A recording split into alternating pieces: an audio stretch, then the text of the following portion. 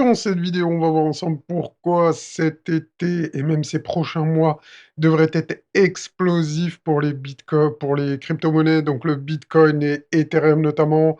En fin de vidéo, on va revenir sur les altcoins, la charte qu'on avait vue, la charte de Other pour ceux qui se souviennent. Si vous ne vous souvenez pas, vous inquiétez pas, ou si vous êtes nouveau, on va faire un petit rappel, rassurez-vous. Bon, juste avant de commencer, gros big up à tous ceux qui like, à tous ceux qui commentent. Les gars, je compte sur vous aujourd'hui eh bien, pour liker et m'aider à référencer cette vidéo. C'est super important et aujourd'hui, les gars, ben, on va utiliser le fameux Mamos Trend Color, mon indicateur que j'ai programmé exclusif et donc on va se faire un petit départ là-dessus. Rappelez-vous ce qu'on avait dit lors de toutes les dernières vidéos. À chaque fois qu'on a eu une phase en jaune, eh bien, on a eu un mouvement haussier de la part du Bitcoin sur ce cycle, depuis qu'on a commencé ce cycle ici. Ça, normalement, tout le monde s'en rappelle.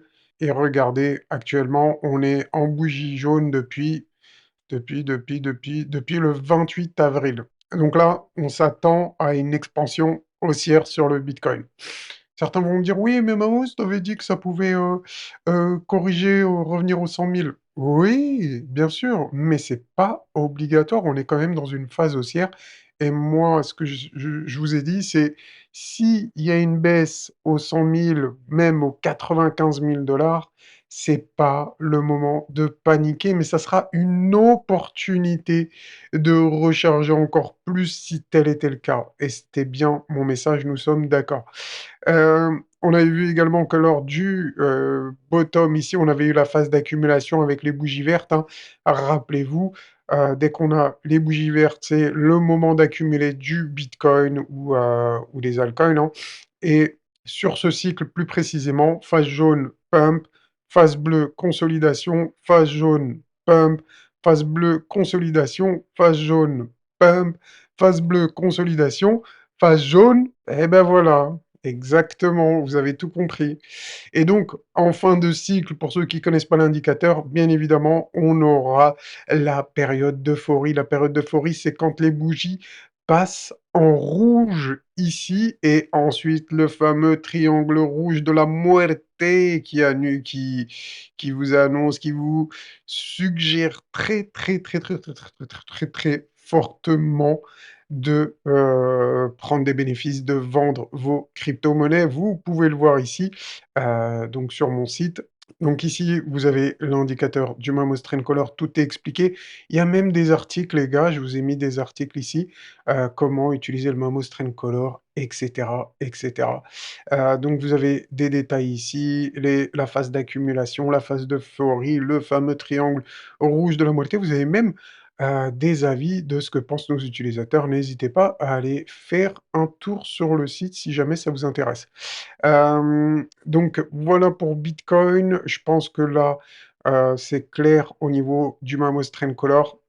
Nous ne sommes pas en fin de cycle, nous ne sommes pas en phase d'euphorie et encore moins le triangle rouge de la moitié.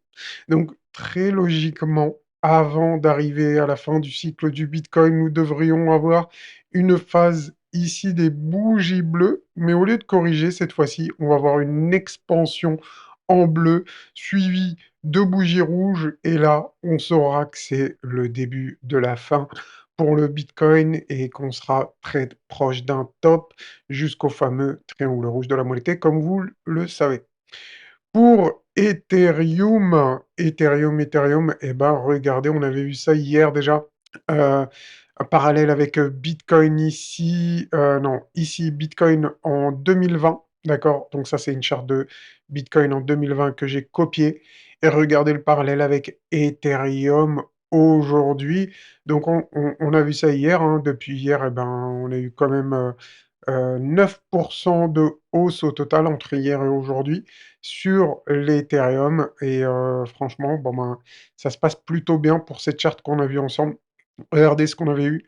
Là, je vous fais le parallèle, donc on avait eu la fin du cycle ici avec le triangle rouge de la moitié. Bon, il est pas sur le ici puisque quand j'ai copié cette charte, eh bien, j'ai pas copié le triangle rouge, mais vous pouvez, imaginer qu'il est ici. Donc à peu près comme pour Ether ici, Ensuite, on a eu un bear market avec des bougies bleues et jaunes, comme ici, bleu, jaune, bottom en vert comme d'habitude, bottom en vert comme d'habitude, OK.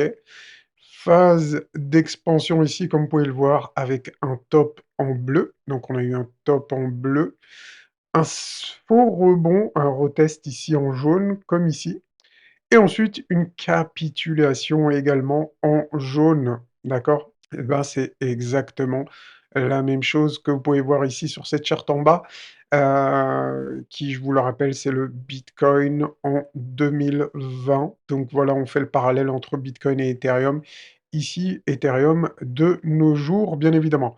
Donc ensuite, la suite logique pour moi, eh ben, c'est de refaire un peu comme ici, revenir au niveau des sommets, donc du sommet ici, consolider un petit peu, temporiser, d'accord, avant une explosion de l'Ether qui pourrait aller chercher, eh bien, des objectifs complètement fous. Enfin, complètement fous, j'en sais rien, on verra avec le Mammoth Trend Color quand on aura les phases, comme on l'a vu tout à l'heure sur le Mammoth Trend Color, donc la phase d'euphorie en rouge et le fameux triangle rouge de la moitié.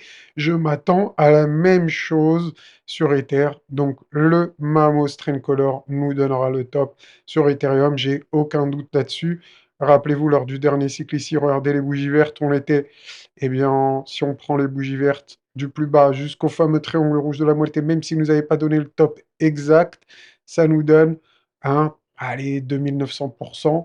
C'est quand même quelque chose de super intéressant, même si on a loupé quelques pourcents sur Ether la dernière fois. Il n'y a aucun problème. Faut savoir l'accepter. Bon, pas loin des 3000%. Faut pas chipoter non plus quand même, hein. Je sais pas, hein. En tout cas, dites-moi ce que vous en pensez. Donc voilà ce que je m'attends sur Ether. Personnellement, je m'attends à quelque chose de plus ou moins similaire. Donc ça peut mettre du temps, hein, ça nous donnerait un top plutôt en 2026, peut-être fin 2026. Contrairement à ce que beaucoup de gens pensent, ça pourrait arriver donc un peu plus tard, peut-être 1 an de «retard» entre guillemets, entre le consensus qui, il y a quelques mois, tout le monde disait que c'était plutôt pour la fin d'année 2025. Et ben, on sera peut-être pour la fin d'année 2026. En tout cas, wait and see, on verra bien. On verra bien ça. On va revenir ici sur la charte. Rappelez-vous la charte du taux de «liquidité» entre guillemets, bon, bah, ça, c'est ma stratégie pour savoir à combien de pourcents on doit être investi sur les marchés. Donc là, c'était, rappelez-vous, hein, plus on descend, plus on doit acheter massivement des alts et plus on est haut sur cette charte, plus on doit vendre massivement des alts. Vous l'aurez compris, donc un graphe très, très simple à comprendre. Et là, actuellement, on était descendu à un taux maximum de 90%, d'investissement pour, les gens qui sont plutôt sur une perspective un peu agressive. Donc, là, ça remonte. Donc ça veut dire que une fois qu'on va continuer, continuer, continuer, je ne sais pas, vous pouvez définir un taux, lorsque vous voulez vendre, par exemple, arriver sur ce trait bleu, vous vous dites: «Eh ben, moi, je vends, je garde 30% d'altcoin et je passe à 70% de liquidité». Bref, c'est un thermomètre pour savoir si il faut plutôt acheter massivement ou plutôt vendre massivement. Donc plus on monte ici sur cette charte, plus il faut vendre et plus on est bas, plus il faut acheter. Donc ça, on l'a vu sur plusieurs vidéos pour ceux qui restent jusqu'au bout, des vidéos, donc c'est super important. En tout cas, n'hésitez pas vous à me dire ce que vous en pensez. Donc ici, bah, pour l'instant, ça se passe plutôt bien. Pour ceux qui sont investis, qui ont pris les investissements ici. Une dernière chose également, on avait vu lors des dernières vidéos, rappelez-vous, cette épaule, tête-épaule, et on avait dit ici bah, que c'était une figure baissière et qu'il fallait être vigilant en cas de breakout de ce range par le bas, d'accord? Ça, vous vous en souvenez normalement.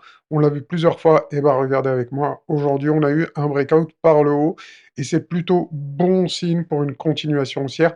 Donc, il est probable que cette figure soit annulée, cette figure baissière, et qu'on soit dans une pattern de reversal.